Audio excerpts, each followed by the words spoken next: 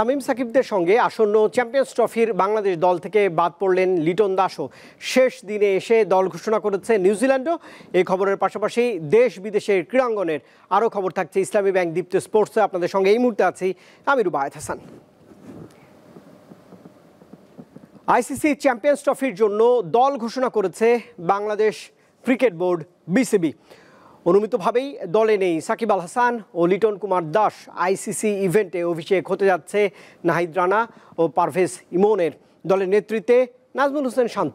15 সদস্যের অন্যান্যরা হলেন সৌম্য সরকার, তানজিদ হাসান তামিম, তৌহিদ হৃদয়, মুশফিকুর রহিম, মাহমুদুল্লাহ রিয়াদ, জাকের আলী অনিক, মেহেদী হাসান মিরাজ, রিশাদ হোসেন, তাসকিন আহমেদ, মুস্তাফিজুর রহমান, নাসুম আহমেদ এবং তানজিম হাসান সাকিব। দুপুরে মিরপুর শেরে বাংলা জাতীয় ক্রিকেট স্টেডিয়ামের প্রেস কনফারেন্স রুমে আয়োজিত সংবাদ সম্মেলনে দল ঘোষণা করেন প্রধান নির্বাচক গাজী আশরাফ হোসেন লিপু। আগামী 20 ফেব্রুয়ারি ভারতের বিপক্ষে ম্যাচ দিয়ে শুরু হবে টাইগারদের চ্যাম্পিয়ন্স ট্রফি মিশন।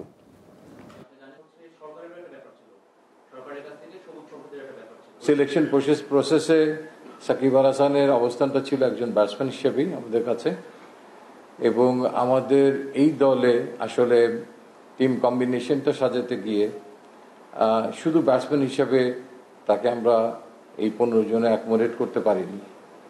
লিটনের আউট অফ ফর্ম, একটা ব্যাটসম্যান দীর্ঘদিন ধরে এই একই ফর্মেটে রানের তীব্র খরায় ভুগছে।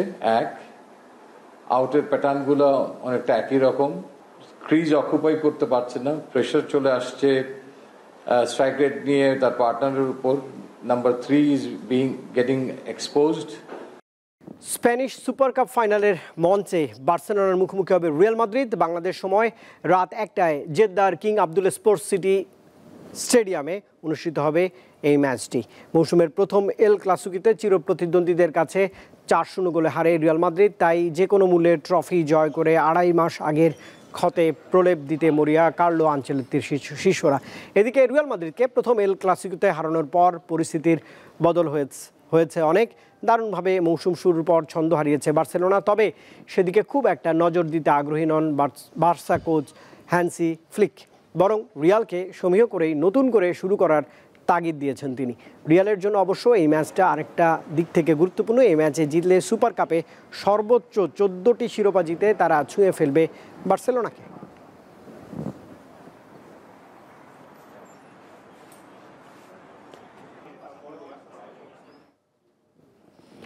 প্রায় 1 যুগ পর নওগাঁর রানীনগরে শুরু হলো ঐতিহ্যবাহী রাতওয়াল গোল্ড কাপ ফুটবল টুর্নামেন্ট। শনিবার বিকেলে উদ্বোধনী খেলায় নির্ধারিত 90 মিনিটের খেলায় গাবতলী ফুটবল একাডেমি বগুড়ার দল 2-0 গোলে দুর্গাপুর ফুটবল একাডেমি রাজশাহীকে হারিয়ে বিজয়ী হয়। গাবতলী ফুটবল একাডেমি বগুড়া দলের খেলোয়াড় বাজিদ হোসেন একাই 2টি গোল করেছেন। টুর্নামেন্টে বিভিন্ন জেলার 16টি দল অংশগ্রহণ করছে। অনেক বছর পর ঐতিহ্যবাহী মাঠে প্রিয় ফুটবল খেলা দেখতে অত্র অঞ্চলের বিভিন্ন এলাকার ফুটবল প্রেমীরা মাঠের চারপাশে ভিড় করেন।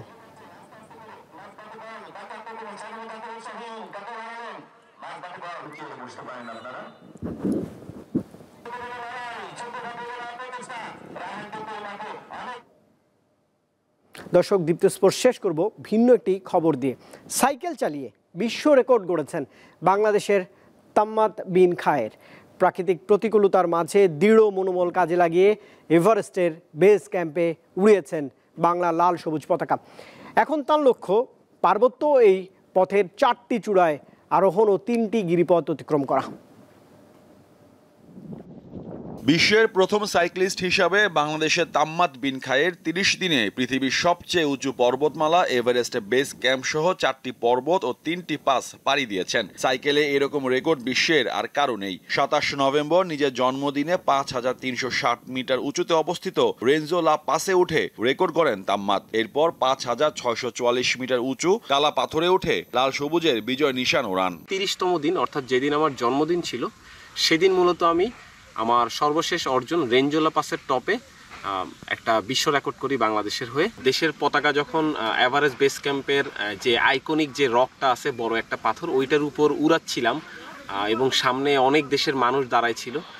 এটা একটা প্রাউড মোমেন্ট ছিল আমার জন্য। তার বাড়ি গোপালগঞ্জ হলেও বেড়ে ওঠেন চট্টগ্রামে। বিশ্বব্যাপী বিভিন্ন প্রতিযোগিতায় দেশের হয়ে অংশ নিয়েছেন তিনি। 2016 সাল থেকে শুরু তাম্মাতের সাইক্লিং। ছোটবেলা থেকে আমার মধ্যে একটা চঞ্চলতা ছিল এবং এই ধরনের আউটডোর স্পোর্টস অ্যাডভেঞ্চারের প্রতি আমার একটা ভালোবাসা কাজ করত। তো তখন থেকে আসলে এই পাগলামিগুলো করা। আমাদের দেশে তো আসলে এত বড় বড় পাহাড় পর্বত নেই। তো আর আমি আমার লাইফে কখনোই 5,500 মিটার উঁচুতে সাইকেল নিয়ে কিংবা হেঁটে যাওয়ার সৌভাগ্য আমার হয় নাই। সো ডিফিকাল্ট ছিল এটা। দেশে 64টি জেলায় সাইকেলে ভ্রমণ করে রেকর্ড করেছেন এই তরুণ। প্রথম বাংলাদেশি হিসাবে নেপালের ইস্ট ওয়েস্ট হাইওয়ে সাইক্লিং অভিযান সম্পন্ন করেন। ভারতের দীর্ঘতম জাতীয় মহাসড়ক হয়ে কাশ্মীর থেকে কন্যাকুমারী সাইক্লিং অভিযানে অংশ নেন তিনি।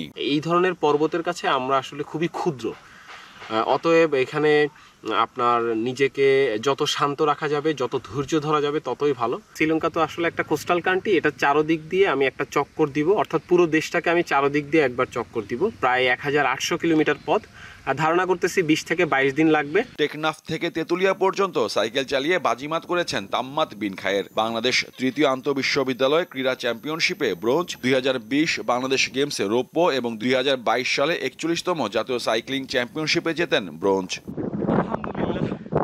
মোহাম্মদ হাসিব, দীপ্ত স্পোর্টস, ঢাকা।